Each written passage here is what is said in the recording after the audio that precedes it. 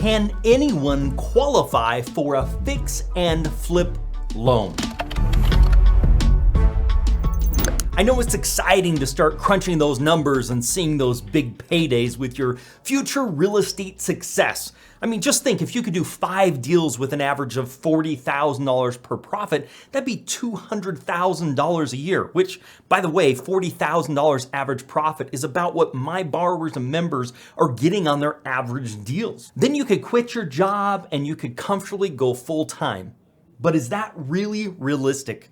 That's what we're gonna talk about today. First thing I wanna talk about here is just kind of some table stakes, right? Some stuff you gotta put a little money in to kind of get started. What does that look like, and what are some of the things you need to be aware of? Well, if you're going to get a loan, there's a few things that lenders are gonna say, this is an absolute must, right? Cannot, okay?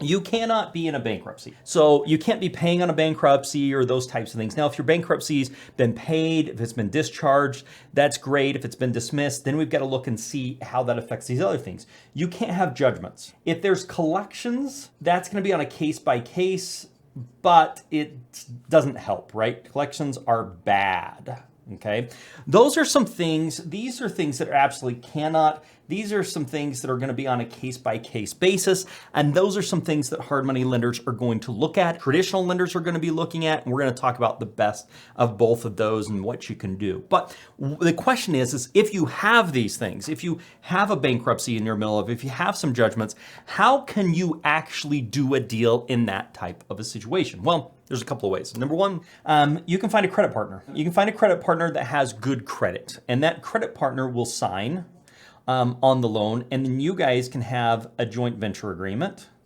and you guys can work together, and they can be responsible party for the loan. Maybe you can do some of the work, but you work together and work out a joint venture arrangement between the two of you. Now, that could be a short-term joint venture or a long-term. That could be where you start an LLC together, you do profit splits, and then that is owned by the actual company that's putting it together, that's purchasing the property. Now, don't get too ahead of yourself. You've got to find some good deals, and we can help you out with the LLCs and putting those things together.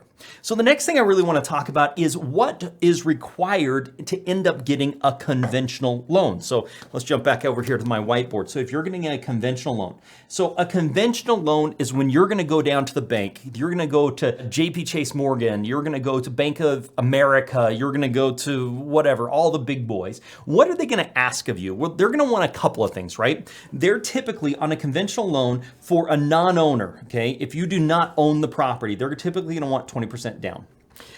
They are typically going to want to have a 680 credit plus. And most of the time they're going to want to have some money in the game, which is 20% down, 680 credit scores, and they're going to want to make sure your debt to income is in line where you can afford to pay this payment with your current debts and expenses, okay? Again, this is non-owner. If you go and get an FHA loan, which is only for owner occupied, which is not an investment, the rules are different. That's how you can buy a house for you to actually live in, right? But if you're going to go conventional for a non-owner loan, they're going to want 20% down. They're going to want a 680 credit scores. They're going to want to make sure you have the debt to income to support it. They're going to want to make sure you don't have bankruptcies, judgments, and for sure they're going to want to make sure you don't have any collections, okay? That's what you're having on a traditional conventional loan. Now, if you can't qualify for a traditional conventional loan, you need to be working towards that. Although you don't have to be able to qualify for it to get a hard money loan, to do a fix and flip, do a wholesale. If you want to build long-term wealth, you're going to want to get into the rental property game. And you can't do that very well with hard money because the rates and terms are just too expensive. So what you do is a BRRRR type deal. That's where you buy the property, you renovate the property, you refinance the property, or excuse me, you rent the property and then you refinance the property. That's a BRRRR type strategy. But you're refinancing that property with this conventional type of a deal. But instead of putting money down, you're using equity, okay? So what's happening here, let's jump over here and talk this whole BRRRR strategy, okay? So we've got the BRRRR. So we're gonna buy, okay? We are going to rehab. We are then going to rent, and then we are going to refinance. Okay, that is our BRRRR type strategy. Now, before you buy the property, you're going to want to go to that conventional lender and say, hey, can you give me the loan? But here's the cool thing. Let's say that you bought the property, you've done the rehab, and you are into this Boy, we're losing space here. Let's just clean some of this off. We already know some of these do nots and credit partners. We'll talk about this conventional, but let's come here. So basically, let's say you bought the property and you're into it $80,000. That includes rehab. Maybe the rehab was $20K and maybe you had $10K in costs and maybe you bought it for $50,000. Let's just use some simple numbers here, guys. So you're into it $80,000. Let's say the property's worth $100,000. Well, if you call and get some lenders and say, hey, if the appraisal comes in at 100 and I only owe 80, will you allow me to do that conventional loan without having to bring in any additional money to the table? And lots of times they'll say, yeah, if you've got that 20% equity and it's a refinance, we'll let you do it. Now, keep in mind, they're typically not going to let you take cash out. You should probably do that in red. They're typically not going to, now things are changing all the time, but this is just kind of like standard things. They won't let you do cash out. Now, what is cash out? Cash out would be the situation where you were into the property $70,000, it appraised for $100,000, and you're saying, give me a loan for $80 and give me cash for $10,000. That is not going to work out, right? That's not. If you're into it 70, they'll give you a 70% loan where you don't have any money coming to the table. This strategy with the BRRRR is how you can get into the game with very little to none of your own money, but you are going to have to credit qualify, have the debt to income and those types of things in order to do that. Now, that doesn't prevent you from getting into real estate. It's going to prevent you from buying those long-term rental properties. There's also a way around that, which is seller financing. You can go directly to the seller and let the seller finance that for you.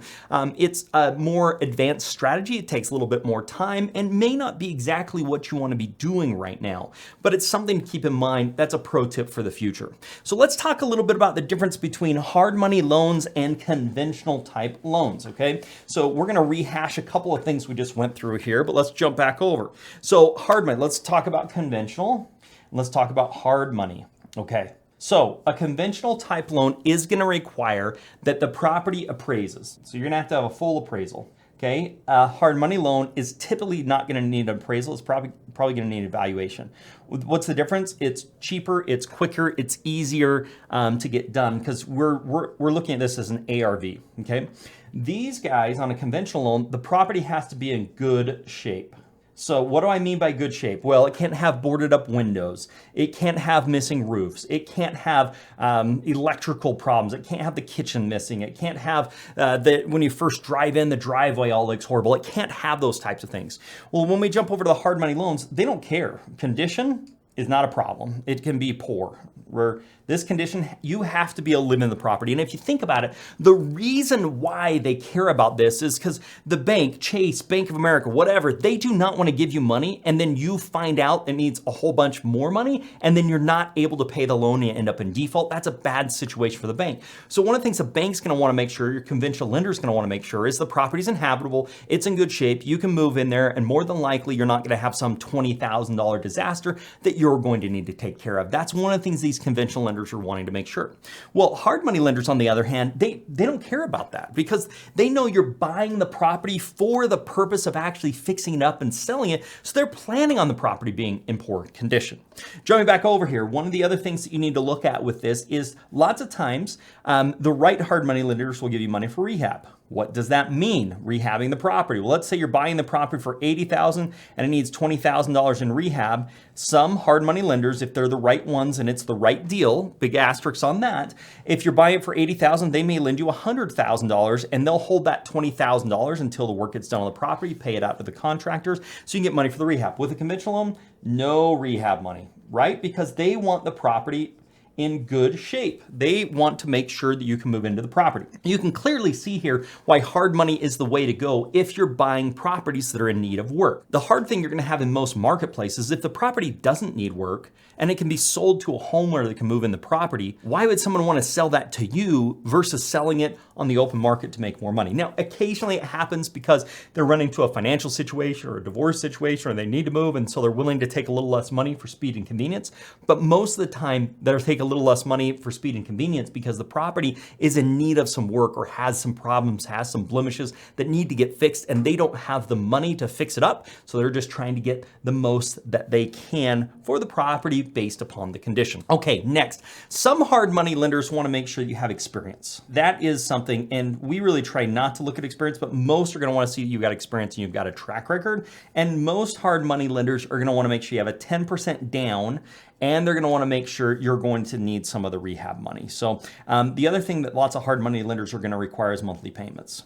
Now, there are some hard money lenders that don't require monthly payments. There are some hard monies that will do the rehab as well. So you've got to be really careful as you are looking at hard money lenders. Now, obviously with conventional loans, you're going to have monthly payments. They are not going to give you the rehab.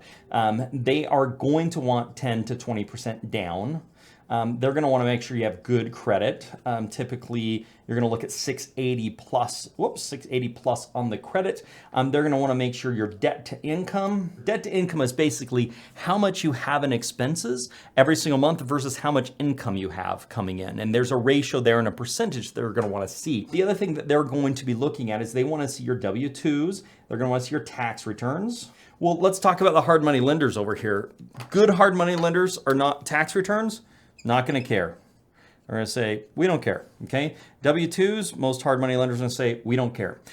Good credit. Most hard money lenders are going to say, we don't care as long as you don't have judgments, as long as you're not in a bankruptcy, collections are questionable. It's better not to have collections than to have collections. So they're not going to care about that. They're not going to care about the good credit. They're not going to care about debt to income.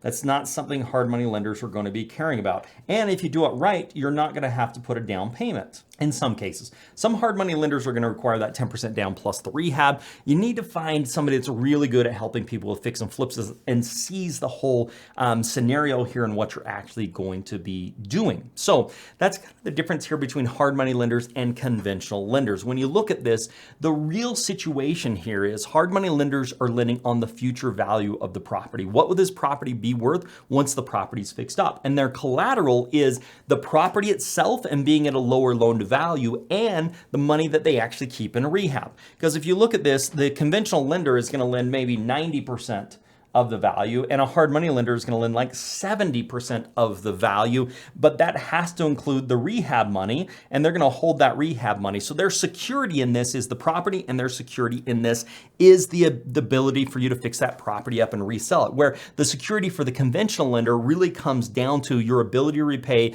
your track record, your credit scores, and those types of things. But in the end, people do have blemishes, and some things do happen. So some of those requirements that we've been talking about here make it hard for a new investor to get started. When I started my company, I wanted to remove those barriers so that anybody could get into the real estate game. So Do Hard Money doesn't have credit score requirements, nor do you need prior experience, and we can do those deals with 100% financing loans. We can do that for your very next deal with zero cash to close. You can read more about our 100% financing program over at our website, dohardmoney.com.